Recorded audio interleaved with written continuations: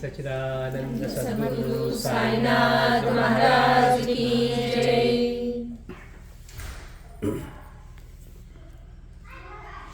సాయిరామ్. బాబా అంటున్నారు, నన్ను సరిగా వినియోగిస్తే నీకు చక్కగా సేవ చేస్తా అంటుంది ధనం, నన్ను సరిగా వండితే నీకు బాగా ఉపకరిస్తానంటుంది అన్నం. అంటే బాబా చెప్పే ప్రతి మాట కూడా ఎంత లోతైన అర్థం ఉంటుందంటే, ఆయన ఇప్పటి వరకు వచ్చిన అవతారాలన్నింటిలోకి కూడా మన కోసం ఎంత స్థాయికి దిగి వచ్చినా కానీ మనం ఆ స్థాయిని కూడా అందుకోలేకుండా బాబా చెప్పే మాటలు అర్థం చేసుకోలేకుండా ఉన్నామన్నమాట. అందుకని మళ్ళీ మనకి ఆయనే మళ్ళీ మాస్టర్ గారుగా మనకి వచ్చి ఆ బాబా తత్వం అంతా మనకి అందుబాటులోకి తీసుకొచ్చారు. అంటే ప్రతి ఒక్క విషయం బాబా చెప్పిన దానికి ఎంత లోతైన అర్థం ఉంది. మనం బాబాని పట్టుకొని ఎలా ముందుకు వెళ్ళాలి అంటే ఏంటి, మనం అనుకుంటాం పుట్టిన తర్వాత ఏదో పిల్లలుగా ఉన్నప్పుడు ఏదో ఆటలాడుకుంటూ ఉంటే పెద్దవాళ్ళు చదువుకోండి, ఆ తర్వాత ఉద్యోగాలు చేయండి, తర్వాత పెళ్ళి పిల్లలు అయిపోయింది, ఇదే చక్రంలో ఉన్నాను తప్పించి మనకి హాయిగా బ్రతుకుతాం. అసలు జీవితం ఎందుకు వచ్చాం, మనం ఎక్కడి నుంచి వచ్చాం, ఆనందంగా ఉండటం అంటే ఏంటి, మన జీవితానికి ఒక అర్థం ఉందా, లేకపోతే మిగిలిన అన్ని జంతు జాతుల్లాగే మనం కూడా పెరగటం, పెళ్లి చేసుకోవడం, పిల్లల్ని కంటాం, మళ్ళీ వెళ్ళిపోవటమేనా? ఇంతకు మించి మనం ఏమనుకుంటాం, మనకి బాగా తెలుసు, మనకి ఆలోచించగలం, మేధస్సు ఉంది అంటున్నాం. మరి వీటన్నిటిని ఉంచుకొని అసలు మనం ఎవరిని తెలియకుండానే నాకు అన్నీ తెలుసు అంటూ ఉంటాం. మీరెవరండి అంటే నేను పలానా వాడికి పుట్టానండి అంటే మీద తప్పించి మనం ఎవరంటే చెప్పలేం. కళ్ళు లేకపోతే చూడలేమండి అంటాం. కళ్ళు మూసుకొని నిద్రపోతూ అన్ని కళ్ళు అన్నిట్లో వెళుతూ ఉంటాం. అక్కడ కూడా ఎవరైనా తిరిగితే బాధపడతాం, అక్కడ ఎవరైనా పొగిడితే ఆనందపడతాం, ఎవరైనా గిచ్చితే నొప్పి తెలుస్తుంది. అంటే మనకి ఏమీ తెలియకుండానే మనం అన్నీ తెలుసు అనుకుంటూ మనం అదే అజ్ఞానంలో బతుకుతూ ఉంటాం. మనమంతా కూడా సర్వైవల్ మోడ్లో ఎంతసేపు పొద్దున్నే లేచామా, జాబ్ చేసుకున్నామా, ఎట్లా అనుకుంటున్నామే తప్పించి అసలు మనం ఎవరు, మన తత్వం ఏంటి, జంతువులకి మనకి తేడా ఉందని చెప్తున్నాం, మనకు ఆలోచించే శక్తి ఉందంటున్నాం. మరి మనం ఏం చేయగలుగుతున్నాం? అవి చక్కగా టెన్షన్ లేకుండా ఏ పూట కాపాడు తినేసి వెళ్ళిపోతాయి. మనమేమో దాచుకోవాలని, అమ్మో 10 ఏళ్ళ తర్వాత ఎలా ఉండబోతుందని టెన్షన్ పెడుతున్నామే తప్పించి దాని నుంచి మనం ఏం చేయట్లేదు. అందుకని అట్లా పశుప్రాయంగా ఉండే జీవితం నుంచి ఆనందంగా జీవించడానికి, ఆధ్యాత్మికత అంతా కూడా మనం ఆనందంగా జీవించడానికి, భయం లేకుండా జీవించడానికి. ఇప్పుడేంటి మనకి ఏమోనండి 10 ఏళ్ళ తర్వాత ఎలా ఉంటుందో, అప్పుడే ఇబ్బందులు ఉంటాయో అనే భయంతో జీవిస్తూ ఉంటాం.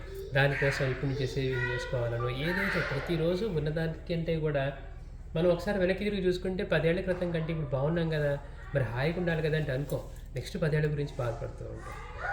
అంటే ప్రతి మనిషి జీవితం కూడా కేవలం అలాంటి చక్రంలో పడి ఇంకా ఉంటే ఇంకా ఏదో సంతోషంగా ఉంటామని అలా అనుకున్న వాళ్ళు ఎవరన్నా భూమి మీద మిగిలి ఉన్నారా? ఎవరు ఉండరు. అయినప్పటికీ కూడా మనిషి ఎట్లా ఉంటాడంటే అజ్ఞానంలో ఉంటారు. అందుకని ఆ అజ్ఞానంలో నుంచి మనల్ని బయటపడవేయటానికి సద్గురువు అవతరిస్తూ ఉంటాడు. భగవంతుడు మన మీద జాలితోటి కరుణతోటి సద్గురువుగా వచ్చి మనకి దేని మీద నిలవని మనస్సు ఆయన మీద నిలిచేట్లుగా చేస్తారు. తద్వారా మన మనసుని మనంతటికీ కూడా మనం ఆలోచిస్తే మనసే మనకి ప్రథమ శత్రువు. ఎందుకని మన ఆలోచనలు అక్కడి నుంచే పుడుతూ ఉంటాయి. ఎలా ఉండాలో, ఏమో ఏంటో, ఎక్కడి నుంచో ప్రతి క్షణం కూడా మన కంట్రోల్ లేకుండా అన్నీ నా కంట్రోల్లో ఉన్నాయండి, నేను ప్లాన్ చేస్తా అంటాం. ఒక్క క్షణం మనసుని నిగ్రహించుకోలేం. ఏంటో నేను కామ్గా కూర్చుందాం అనుకుంటాను కానీ నేను కూర్చోలేను అనిపిస్తుంది.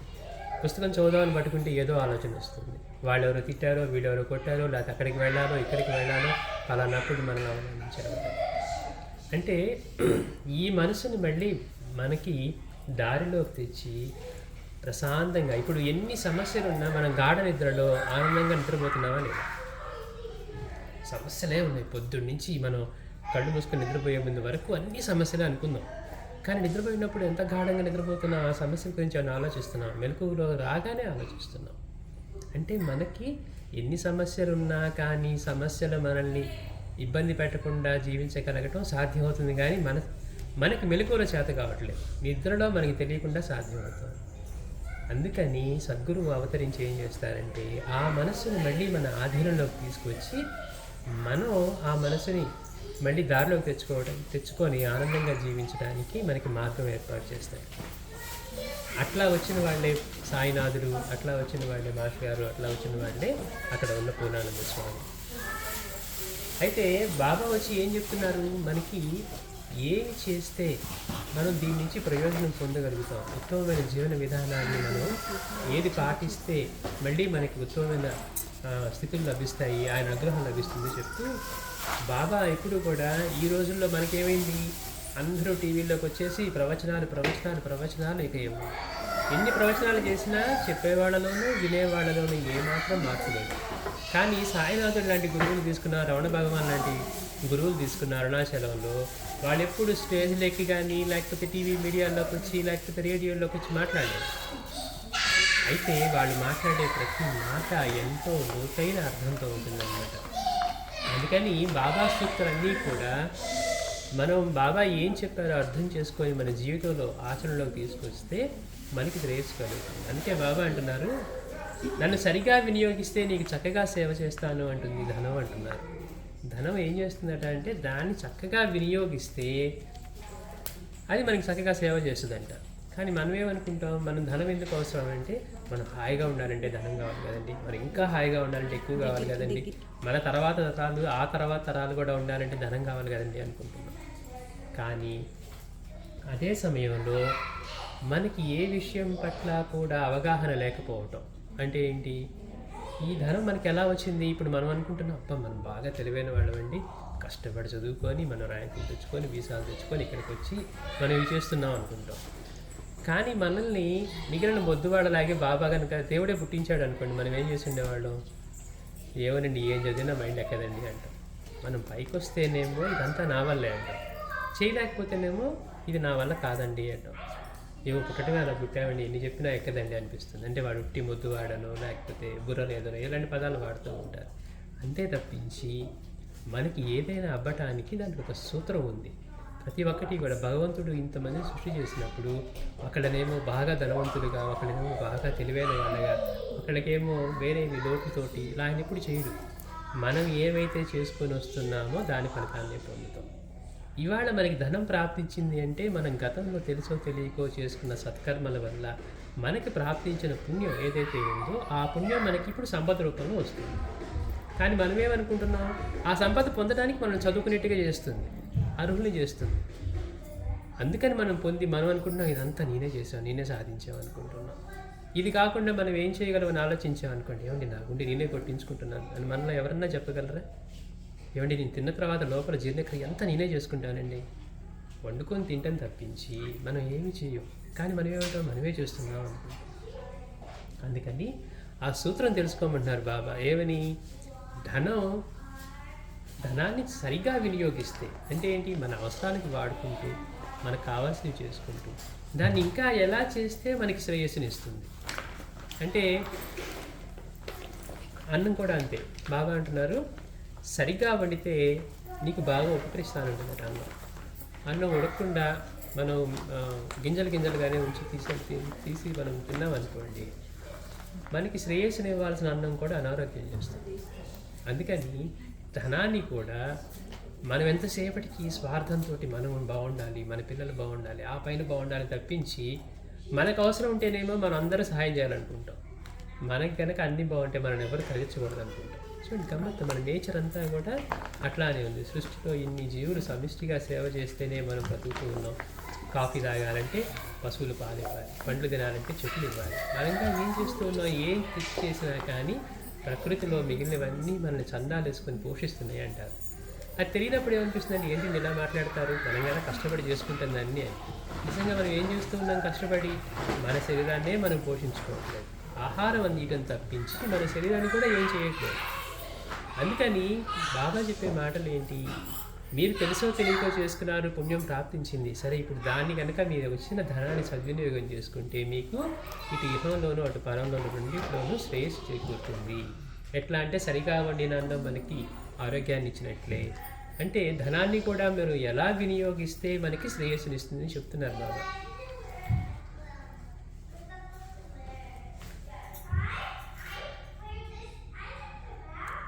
బాబా అంటున్నారు, కలవారు బాహ్యాడంబరానికి విలువనిచ్చి ఫ్యాన్సీ వస్తువులతో ఇళ్లను అలంకరించుకుంటారు, కానీ అదే ధనాన్ని రుణానుబంధాన్ని విశ్వసించి గుర్తుంచుకో. నీ దగ్గరికి ఏ ప్రాణి వచ్చినా తోలేయవద్దు, ఆదరించు. ఆకలి ఉన్న వారికి అన్నం, గుడ్డ లేని వారికి గుడ్డలకు, భగవంతుడు సంతోషిస్తాడు. బాబా చెప్పిన మాటలు ఇవి. బాబా ఏమంటున్నారు?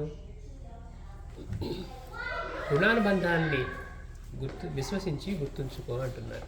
అంటే ఈ ప్రపంచంలో ఎంతోమంది మనుషులు ఉన్నారు.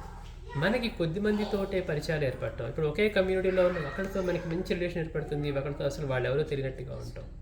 అలానే మన జీవితంలోకి వచ్చే వ్యక్తుల పట్ల కానీ ఏంటోనండి నేను ఇలా అనుకోలేదు కానీ ఇలా అయిపోయింది అంటాం. మనకు వచ్చే బిడ్డల దగ్గర నుంచి, భర్త దగ్గర నుంచి, భార్య దగ్గర నుంచి, మనం ఎవరింట్లో పుట్టాలి, ఇవన్నీ దేన్ని ఫేస్ చేసుకొని ఉంటాయి.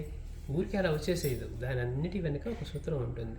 మనం గత జన్మల నుంచి ఎలా ప్రవర్తిస్తూ, ఎవరితో ఎలాంటి రిలేషన్స్ పెట్టుకుంటూ వస్తూ ఉన్నామో, ఎవరి పట్ల ఎట్లా ప్రవర్తిస్తూ ఉన్నామో వాటన్నిటి ఫలితాన్ని మనం పొందాలి.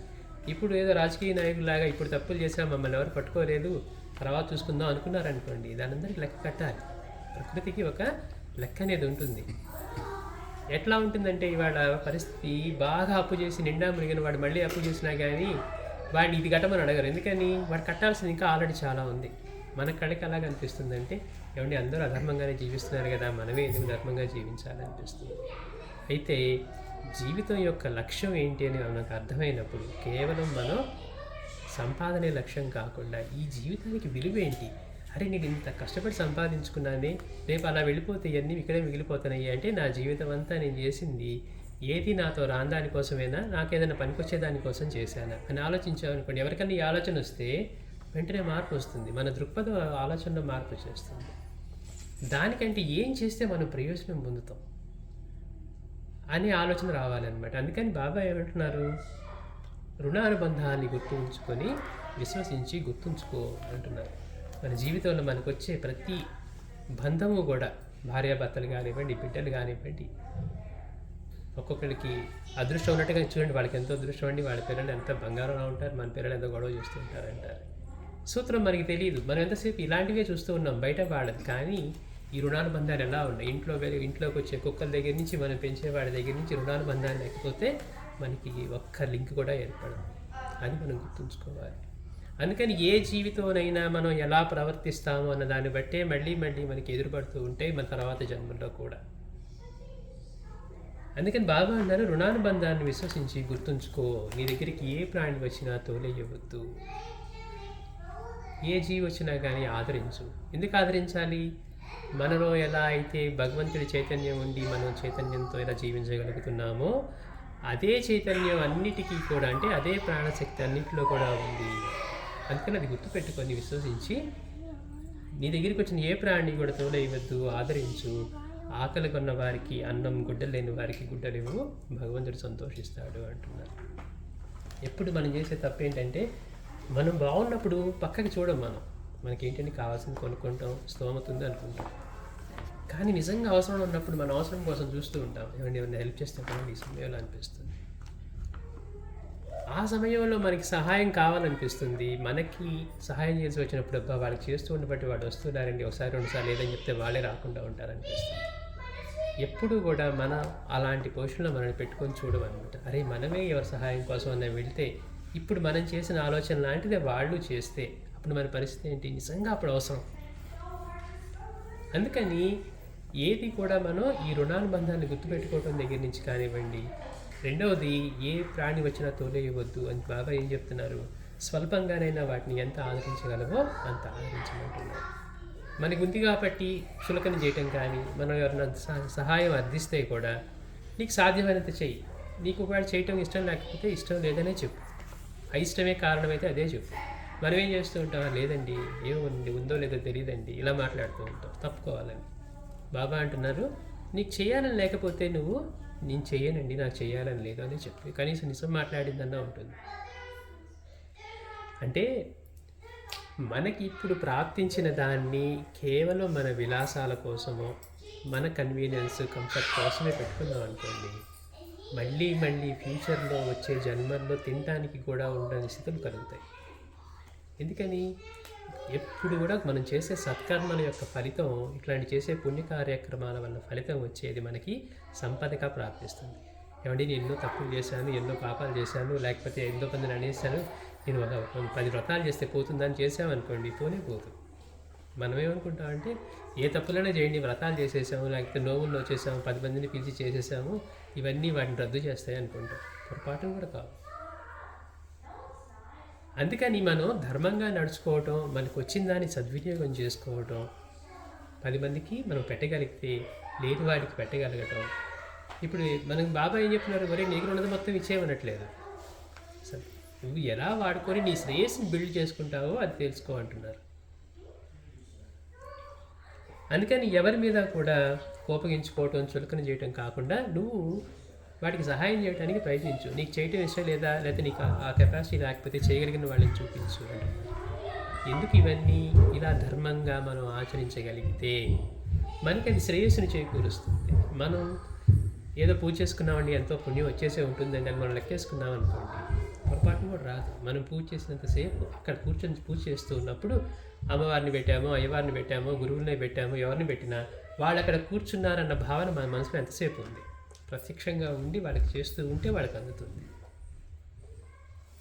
కానీ మనం పెట్టిన తర్వాత మనకు అక్కడ వాళ్ళు లేరు, వాళ్ళు పట్టవేయండి, లేకపోతే ఎవరో వచ్చారు, వాళ్ళు వచ్చారు, పక్కింటి వాళ్ళు వచ్చారు, మాట్లాడుతూ మనం చేసామనుకోండి, అంటే ఏంటి, శ్రద్ధ కూడా లేని దానికి ఫలితం ఎక్కడి నుంచి వస్తుంది?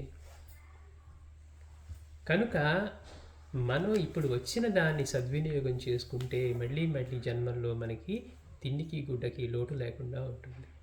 అది బాబా చెప్తున్నది. అందుకని రెండోది ఏమంటున్నారు బాబా, ఎవరి సేవను ఉచితంగా తీసుకోవద్దు, అది మన నియమం కావాలి అంటున్నారు.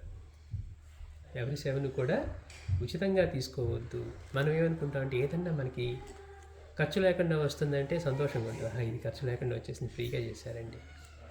మనం ఏ పనైనా ఎవరికైనా ఫ్రీగా చేయాలనుకుంటామా? ఇప్పుడు ఆఫీస్కి వెళ్తున్నాం, ఏమంటే నాకు వర్క్ అంటే బాగా ఇష్టం ఉండి చిన్నప్పటి నుంచి జాబ్ చేయాలనుకున్నాను, జాబ్ చేసేస్తాను, నాకు శాలరీ ఇవ్వకపోయినా పర్లేదండి అని ఎవరన్నా అనగలుగుతాం మనం? మన సేవను ఉచితంగా ఇవ్వడానికి మనమైతే సిద్ధంగా లేం, కానీ ఎవరి సేవనైనా ఉచితంగా తీసుకోవటం. ఏమండి మా ఇంట్లో పనిది, మీరు ఖాళీ దగ్గరికి వచ్చి కొంచెం హెల్ప్ చేయండి అని అన్నాం అనుకోండి, కనీసం మనం కూడా వెళ్ళి అలా చేయగలిగే వాళ్ళమైతే కనీసం అలా అనొచ్చు. అంటే ఇక్కడ ముఖ్యమైన ఉద్దేశం ఏంటంటే మనం ఎలా రుణపడుతూ ఉన్నాం. ఇప్పుడు ఒకళ్ళ సేవను ఉచితంగా తీసుకున్నామంటే, ఇప్పుడు ఎవరో పని వాళ్ళే ఉన్నారండి, వాడు మొహాడానికి వద్దు అంటారా, వద్దులేంటి మీ దగ్గర ఎందుకండి అంటారు. వీడు మంచివాడండి అని చెప్పి మనం ఎగ్గొట్టేసామనుకోండి, ఇవ్వకుండా, వాడి గురికి అలా అంటాడు కానీ తీసుకోడండి అని, వాడు చేసిన సేవకి మనం ఫలితంగా మనం వాటికి ఇవ్వకుండా చేస్తూ ఉన్నాం. మనకి ఎవరన్నా మన ఆఫీస్లో పని చేస్తేనో ఇంకో పని చేస్తానో మనకి ఆ మంది శాలరీ లేదనుకోండి, ఎన్ని అనుకుంటాం? అంటే మన తిరిగేసరికి ఎన్ని మాటలు మాట్లాడుతున్నాం, మనం పడే వేదన, మనం పడిన బాధ అదంతా వాడికి అవుతుంది కదా. సో అందుకని బాబా ఏమంటున్నారు, ఎవరి సేవను ఉచితంగా తీసుకోవాలి. మనందరికీ ఫ్రీ అనే దానికి బాగా ఎక్కువ ఇదనమాట, పిచ్చి. ఫ్రీగా, అది ఫ్రీ అంటండి, ఇది ఫ్రీ అంటండి, ఇది ఫ్రీ అంటండి. ప్రపంచంలో ఏదన్నా ఫ్రీగా దొరికింది అంటే అది తీసుకున్నామంటే మనం హోల్లో పడిపోతున్నాం. ఎవరి సేవను ఉచితంగా తీసుకోవద్దు, అది మన నియమం కావాలి అంటారు. నియమాలంటే మన వాళ్ళు ఎట్లా అయిపోయారంటే, నేను స్నానం చేయకుండా తినండి, బాహ్యంగా పెట్టుకునే నియమాలన్నిటి నియమాలు అనుకుంటున్నారు. మనిషి వ్యక్తిత్వంతో, మానవత్వంతో మంచిగా జీవించడం అనేది నియమం పెట్టుకుని, ఏమంటే అలాంటి పరిస్థితుల్లో నేను అబద్ధం ఆడండి, అది నియమం కావాలి. మనం బడాయి కోసం చెప్పుకుంటూ ఉంటాం, స్నానం చేయకుండా కాఫీ కూడా తాగరండి, నువ్వు స్నానం చేసి తాగితే ఏంటి, తాకపోతే ఏంటి, ఎవరికన్నా కనీసం ఒక చిన్న ప్రయోజనం కనుక కలుగుతూ ఉంటే దాని నియమంగా చెప్పుకోవచ్చు. అందుకని బాబా ఏమన్నారు, ఎవరి సేవను ఉచితంగా తీసుకోవాలి, అది కావాలి నియమం. ఎందుకని, నేను రుణానుబంధాల్లో ఇరికించకుండా బయటపడేస్తుంది. మనం ఎన్నో సత్కర్మలు చేసామనుకున్న రుణాలు ఉన్నాయనుకోండి, ఆ రుణాలకి మళ్ళీ వచ్చి మనం చెల్లించుకునే వెళ్ళాలి. ఇవాళ మనం ఏమనుకుంటున్నాం, కష్టపడి సంపాదించామండి, కష్టపడి చేస్తూ ఉన్నాం కాబట్టి నేను ఎవరిని పట్టించుకోకర్లేదు అన్నాం అనుకోండి, ఈ జీవితం మనకి ఇవ్వబడిందన్న విషయం కూడా తెలియదు కనుక మనం ఇలా మాట్లాడుతూ ఉన్నాం. సమయం వచ్చినప్పుడు ఏమండి నా జీవితం కదా, మీరు ఎవరు తీసుకుంటారని ఎవరన్నా అడ్డుపడి ఆపగలరు? ఎవరన్నా అక్కడ ఏమి చేయలేని చోట అసక్తులుగానే ఉన్నాం కదా. అంటే ఈ జీవితం మనకి ఇవ్వబడింది, ఎలా చేసుకుంటే మనం ప్రయోజనాన్ని పొందుతాము అనేది తెలుసుకోవాలి. అందుకని బాబా అంటున్నారు, ఎవరి సేవను ఉచితంగా తీసుకోవద్దు, ఇది మన నియమం కావాలి.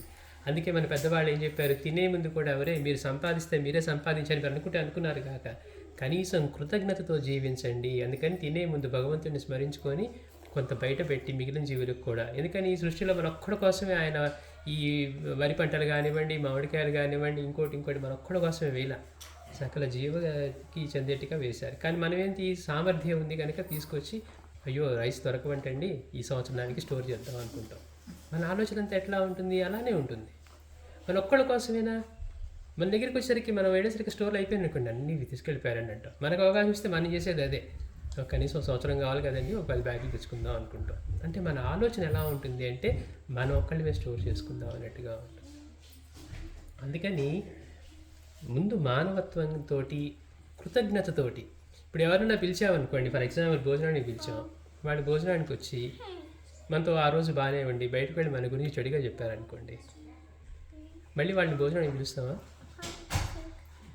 అంటే ఒకసారి పిలిచి భోజనం పెడితేనే కృతజ్ఞత లేదు, వాడి కృతజ్ఞత లేదండి. వాడిని పిలిచి మనం మంచిగా మర్యాద చేసి ఇంట్లో చక్కగా వాడికి 4 రకాలు చేసి పెడితే నా గురించి వాళ్ళు బ్యాడ్గా మాట్లాడారంటాం. అంటే కృతజ్ఞత చూపించలేదంటాం, బ్యాడ్గా మాట్లాడారు, కృతజ్ఞత కూడా లేదండి అంటాం.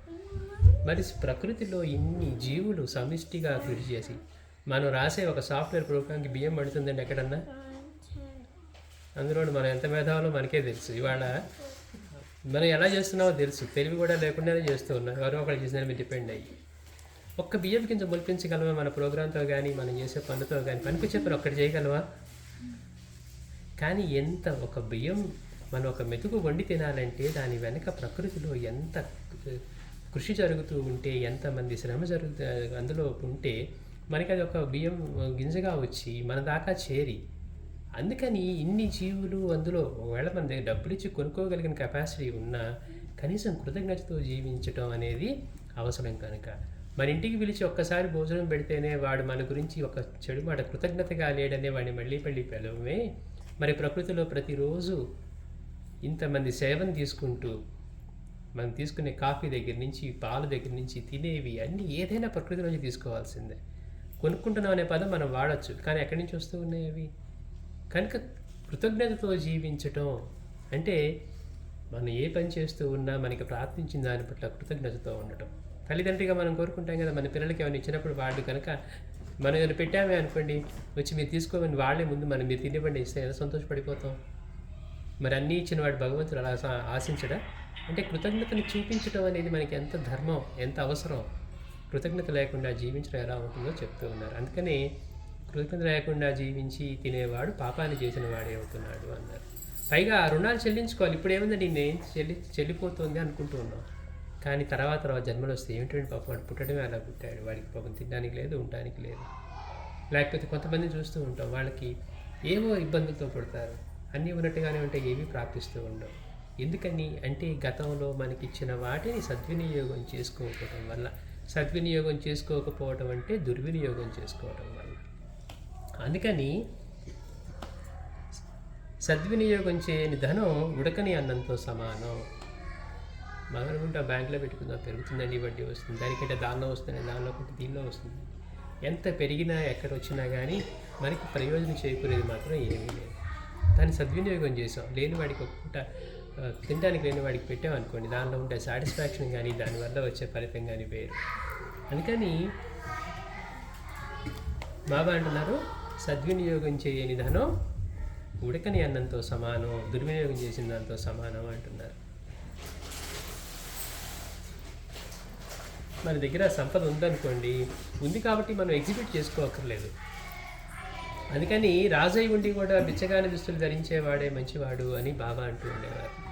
రాజయ్య ఉండి కూడా బిచ్చగాడిలాగా దుస్తులు ధరించేవాడు అంటే ఎంత ఉన్నా కానీ అంత నిరాడం. ఇప్పుడు సాయినాథుడే ఉన్నాడు, విశ్వం అంతా ఆయన పాదాల దగ్గరే ఉంది, ఆయన తప్పితే అన్యంగా లేదని తెలుసు, కానీ ఎంత నిరాడంబరంగా జీవించాడు ఆయన. అందరికీ అన్నీ నేనే ఇచ్చేవాడు కదా, నేను భిక్షకి వెళ్ళేదేంటి, వాళ్ళు పెడితే నేను తినేదేంటి అంటే ప్రతి ఒక్కళ్ళు ఆయన దేనికోసం వెళ్తారు, వాళ్ళ కోరికలు తీర్చుకోవడానికి కోసమే కదా. మరి అందరి కోరికలు తీర్చేవాడు ఆయన ఆకలి తీర్చుకోలేడా? అంటే ఎన్ని ఉన్నా కానీ ఎంత నిరాడంబరంగా ఉండాలి. మనం భగవంతుడి దయ వల్ల మనం ప్రాప్తించిన వాటి పట్ల అహంకరించకుండా, లేని వారిని చులకన చేయడం కాకుండా మనం కనీసం అలా జీవించడం నేర్చుకోవాలి అని చెప్తున్నారు.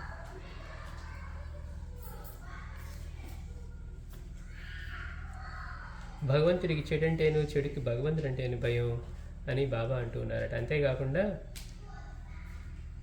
ఒక విధమైన పుణ్యమే ఈ జన్మలో కలిమి రూపంలో ప్రాప్తిస్తుంది. ఇప్పుడు మనకి ఏంటోనండి, ఎంత కష్టపడుతున్నా కానీ ముందుకు వెళ్ళలేకపోతున్నా, వాళ్ళు ఏంటోనండి, వాడి పెద్దగా కష్టపడేది ఉండదు, చేసినట్టే ఉండదు, కానీ ముందుకు వెళ్ళిపోతున్నారు. 2 ఇళ్ళు కొన్నారు, 3 కార్లు కొన్నారు, లేకపోతే 4 పొలాలు కొన్నారు. మన టాపిక్ అంతా ఇట్లానే ఉంటుంది. దీని సూత్రం ఏంటంటే నేను మనం ఆలోచించాం. ఎలా వస్తుంది? మనం వాడికి లక్కండి, వాడు ఏదో చేస్తాడంటాం. ఎందుకని? తట్టుకోలేను తను.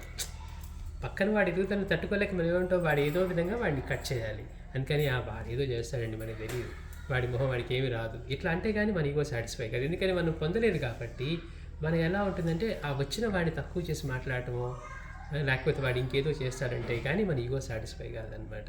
కానీ వాడు ఏం చేసి వచ్చాడు, మనం ఏదైతే లక్ అంటూ ఉన్నామో వాడి గత జన్మల్లోనే, ఇప్పుడు వాడు ఎప్పుడో బ్యాంక్లో ఎప్పటి నుంచో డిపాజిట్ చేస్తున్నాడు అనుకోండి, అవసరమైనప్పుడు వెళ్ళి బ్యాంక్లో తీసుకుంటే మనం వాడు లక్ అంటామా? ఆల్రెడీ వాడు డిపాజిట్ చేసుకున్నాడు, వీళ్ళు తీసుకున్నాడు. మనం డిపాజిట్ ఏ రోజు చేయలేదు, వాడికి ఇచ్చినట్టు నాకు కూడా ఇవ్వండి బ్యాంక్ వాడు ఇస్తాడా? గతంలో మనం డిపాజిట్ చేసి ఉంటే దాని ఫలితం పొందుతాం. అందుకని బాబా అంటున్నారు, ఒక విధంగా మనం చేసుకున్న పుణ్యం ఈ జన్మలో కలిమి రూపంలో ప్రాప్తిస్తుంది. దానిని మరలా సద్వినియోగం చేస్తేనే అట్టి పుణ్యం మరలా మరలా ప్రాప్తిస్తూ ఉంటుంది. ఎంతో కష్టపడి చేసామండి, వాడు సంపాదించుకున్న ఈ మొత్తం దాచేది ఎవరికి మనం పైసా కూడా ఇవ్వద్దు, పేదవాడికి అన్నం పెట్టక్కర్లేదు, లేని వాడికి ఇవ్వక్కర్లేదు, మనం ఎందుకు ఇవ్వాలంటే అని ఇలా మాట్లాడుతూ ఉంటాం. మరి మనం భగవంతుని ఏ మొహం పెట్టుకొని ప్రార్థిస్తాం? అదే అడుగుతున్నారు మాస్టర్ గారు. అంటే అందరూ అన్నీ ఇవ్వగలిగిన వాడిని మన దగ్గర ఉంటే ఎవరికన్నా ఏదన్నా ఇవ్వాలంటే ఇంత ఆలోచించేవాళ్ళం, మనం ఏ మొహం పెట్టుకుని భగవంతుని అన్నీ ఇవ్వగలిగిన వాడిని మనం అదే అడుగుతున్నాం. ఆయన కూడా అదే అంటాడు, ఎందుకు ఇవ్వాలి నీకు అంటాడు. అందుకని మనం గత జన్మలో చేసుకున్న పుణ్యం కలిమిగా ప్రాప్తించినప్పుడు దాన్ని సద్వినియోగం చేసుకుంటే మళ్ళీ మళ్ళీ జన్మల్లో మనం ఇలాంటిది మనం గతంలో ఏం చేసినామో తెలియదు, ఇవాళ మనకి అది ప్రాప్తించింది. మనం ఇక్కడ ఉన్నామంటే మనం చదువుకున్నామని మనం అనుకుంటున్నాం, మనం చదివే చదువుకి మనకు ఏం ఉపయోగం? మనం చదివిన దాన్ని అలా వాడి, ఏమంటే ఆ చదివిన దాని వల్లే ఇవాళ వాడి నేను ఇవన్నీ చేస్తున్నామండి అంటే కనుక మనం చేయొచ్చు. ఏం చదివామో కూడా గుర్తు ఉండదు మనకి, ఎందుకంటే మనం చేసే పని వేరు, చదువుకున్నది వేరు. మరి చదువు వల్లేదు ఇక్కడ దాకా మనం మాట్లాడటానికి కూడా లేదనమాట. అంటే వినటానికి కఠినంగా ఉంటుంది కానీ వాస్తవంగా ఆలోచిస్తే మన జీవితం అవగాహన లేకుండా నడిచిపోతూ ఉందన్నమాట. అవగాహన తెచ్చుకున్న తర్వాత అవును కదా మనం ఎందుకు కృతజ్ఞతగా ఉండాలి అనే ఆలోచన ధర్మబద్ధం అవుతుంది.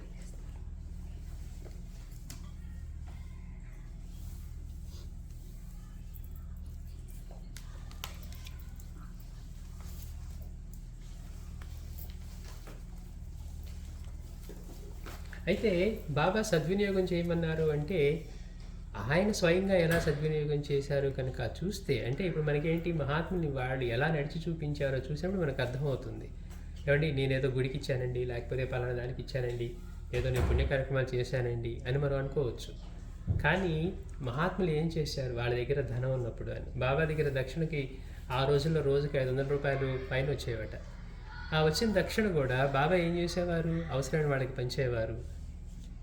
ఈ ఆల్రెడీ ఉన్న మందిరాల్లో అవసరానికి వాటికి కొంత ఇచ్చేవారు. అంతే తప్పించి కొత్త మందిరాలు కట్టేసి లేకపోతే ప్రజలు సద్వినియోగం చేసుకునే వాటికి కూడా ఆయన ఎప్పుడు ప్రోత్సహించలేదు. ఎలా చేసేవారు? స్వయంగా ఈ ధర్మ కార్యక్రమాలు చేసేవాళ్ళని ఇట్లా ఈ నామ సంకీర్తనలు చేసి జనాల్ని భగవంతుడి వైపు మళ్లించే వాళ్ళని ప్రోత్సహిస్తూ వాళ్ళకి ఇవన్నీ బహుమతుల్లాగా ఇస్తూ బాబా చేసేవారు. అంటే మనం ఎలాంటి కార్యక్రమాలని ప్రోత్సహించాలి? ఏదో కొత్త మందిరం కట్టేస్తున్నామంటే మనం ఆవేశపడిపోవటం అట్లా కాదు. కట్టడం ఎవరు సద్వినియోగం చేసుకోరు. ఎంతసేపు కట్టిన తర్వాత కట్టే వరకు ఉంటుంది, అందరం కలిసి ప్రార్థన చేసుకుందాం అంటే కలిసి చేసుకుందాం అంటారు. కట్టిన తర్వాత సమస్యలు మొదలవుతాయి. ఏమంటే దీనికి మెయింటెనెన్స్ కావాలి, ముందు డబ్బులు ఎట్లా ఫండ్స్ కలెక్ట్ చేయాలంట. మన ఉద్దేశం ఏంటి? ముందు ప్రార్థనలు చేసుకుందాం, అందరం కలిసి చేసుకుందాం, మంచి కార్యక్రమాలు చేసుకుందాం అనుకుంటాం. కానీ మారిపోతుంది. అందుకని కొత్తవి ఎన్ని వచ్చినా కానీ సద్వినియోగం చేసుకోవటం ఎలానో తెలియనప్పుడు అవి ప్రయోజనం లేదు కనుక బాబా కొత్త కొత్త వాటికి ఇవ్వకుండా పాత వాటికి అవసరమైన వాటిని పునరుద్ధరింపు చేసి ఎవరైతే ధర్మ కార్యాలని వాళ్ళు చేస్తూ ఉన్నారో వాళ్ళని ప్రోత్సహిస్తూ ఉన్నారు. వాళ్ళకి బహుమతులుగా ఇవ్వటం, డబ్బులు ఇవ్వటం, ఇట్లా అంటే వాళ్ళని ఆ పనిలో వాళ్ళని ప్రోత్సహించేవారు. అందుకని బాబా ఏం చేశారు? అంతేకాకుండా ఆకలితో ఉన్నవారు వస్తే ఆయనే స్వయంగా బయటకు వెళ్ళి సరుకులు అన్నీ కొనుక్కొచ్చి కావాల్సినవన్నీ నూరి ఆయనే వంట చేసి స్వయంగా పెట్టేవారు. అంటే మరి నేను జ్ఞానిని, నా దగ్గరికి వస్తే జ్ఞానమే ఇస్తాను అనట్లేదు. చూడండి గమ్మత్తు. ఆకలితో ఉన్నవాడు వస్తే వాడిని నిర్లక్ష్యం చేయవద్దు అని స్వయంగా ఆయన అంతా కూడా అంత అద్భుతంగా ఆచరించి చూపారనమాట.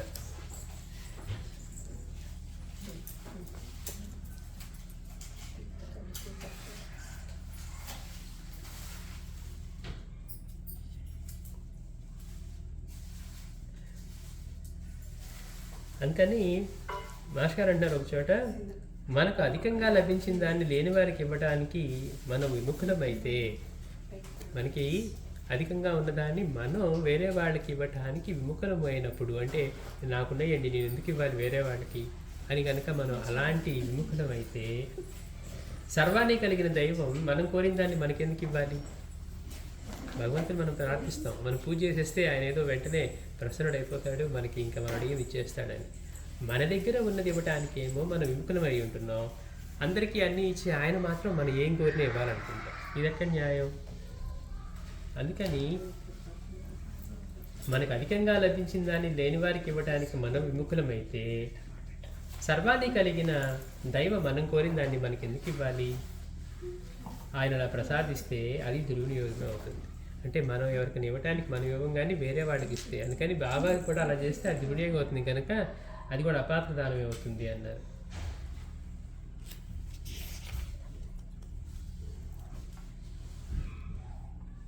శ్రీ సచ్చిదానంద సద్గురు సాయినాథ్ మహారాజ్ కీ జై. అంటే బాబా మాట్లాడే ప్రతి మాట ఎంత లోతైన అర్థంతో మన జీవితానికి శ్రేయస్సు కలిగించేవి, మనకి ఆలోచన కలిగింపచేసేవి.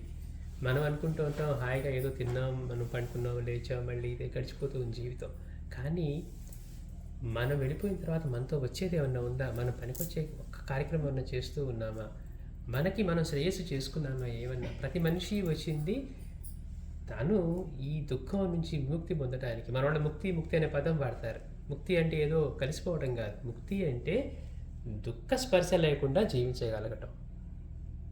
అయ్యో ఇది లేదనో, అది లేదనో, లేకపోతే ప్రాణం పోతుందనో, లేకపోతే ఈ శరీరం పోతుందనో భయం కూడా లేకుండా. ఎందుకని?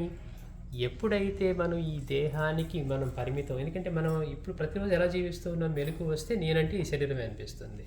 మన శరీరం, మన ఇంద్రియాలు ఇవన్నీ. నిద్రపోతున్నప్పుడు తెలుస్తుంది కదా మనకి సూక్ష్మ శరీరం ఉంది, ఇంకోటి ఏదో ఉంది, అవసరమైతే స్వప్న స్థితిలోకి వెళ్తాం. ఇవన్నీ అంటే మనం దేనికి వచ్చామో, మన తత్వం ఏంటి తెలుసుకొని మనం ఈ దుఃఖం నుంచి విముక్తి పొందాలి. ప్రతి ఒక్కళ్ళు మనం ఏమనుకుంటున్నామంటే ఆ దుఃఖాన్ని పొందడానికి మార్గం డబ్బులు ఒకటే చాలనుకుంటున్నాం. డబ్బు లేనప్పుడు ఒక్కటే అనిపిస్తుంది. ఆరోగ్యం లేనప్పుడు ఏమనిపిస్తుంది? ఆరోగ్యం కనుక కొంచెం దెబ్బతింది అనుకోండి, డబ్బులు ఎందుకంటే అది అన్న చేస్తుంది, ఆరోగ్యం ఉంటే చాలనిపిస్తుంది.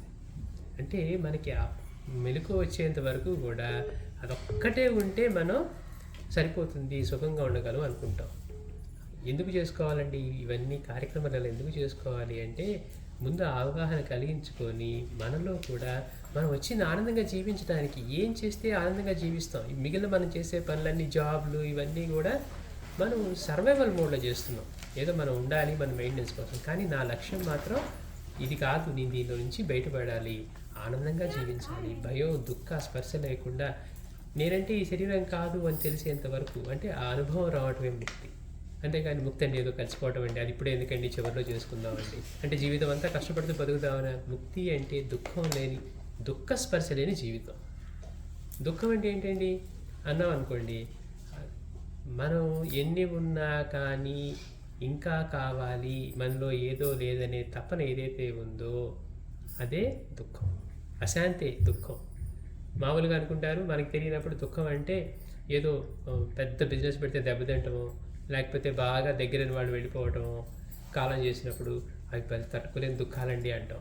అవి మనిషి జీవితంలో మాస్టర్ గారు అంటారు ఎప్పుడో కానీ జరుగుతాయి. ఇప్పుడు ఒక మనిషి జీవితంలో ఒక 3-4 చూస్తాడేమో, ఎందుకని వాళ్ళ పెద్దవాళ్ళు వెళ్ళిపోవటమో, లేకపోతే ఇంకేదన్నా అవ్వటమో, ఇట్లాంటివి. బట్ కానీ దుఃఖం మాత్రం ప్రతిరోజు ఉంటుంది. ఎన్ని ఉన్నా కానీ అశాంతే. ఇంకా ఇటు చూస్తాడు వాడు నాన్న కొన్నాడండి, ఇటు చూస్తాడు ఇంకోటి కొన్నాడండి, ఇటు చూస్తాడు నేను ఇక్కడే ఉన్నానండి అంటూ ఉంటాడు. ఎన్ని ఉన్నా, తినటానికి ఉన్నా, హాయిగా ఉన్నా కానీ అశాంతితో ఉండటమే దుఃఖం. ఆ దుఃఖం నుంచి మనం విముక్తి పొందాలి. అది ఈ ఆధ్యాత్మిక జీవితం మొత్తానికి సూత్రం ఏంటంటే మనం దుఃఖ విముక్తులం కావటం.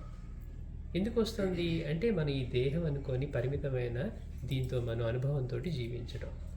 ఈ ఆధ్యాత్మికత అంతా కూడా మనం ఈ కేవలం శరీరం కాదు, నా ఆలోచనలు అంటే నేను కాదు అనే అనుభవాన్ని పొందడం కోసమే ఈ ప్రయత్నం అంతా, ఈ జర్నీ అంతా. ప్రతి మనిషి యొక్క లక్ష్యం కూడా అదే. మనమేమనుకుంటున్నామంటే మన పర్సు మన పాకెట్లో పెట్టుకొని బయట వెతుకుతూ ఉంటాం.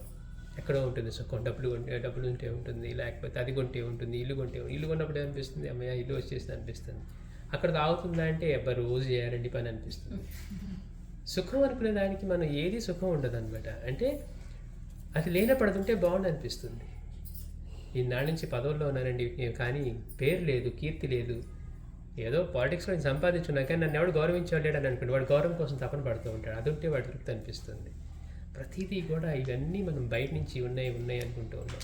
కానీ నిద్రలో మనకి ఆ తృప్తి, శాంతి ఎన్ని అశాంతులున్నా మనకి నిద్రలో ఉండే ప్రశాంతత, మంచిగా నిద్ర లేచి ఆహా ఎంత హాయిగా ఉందండి మంచిగా నిద్రపోయామంటాం. ఎక్కడి నుంచి వచ్చింది అంటే మనం దేనికోసం మెలకువలో వెతుకుతూ ఉన్నాము అది మనలోనే ఉంది.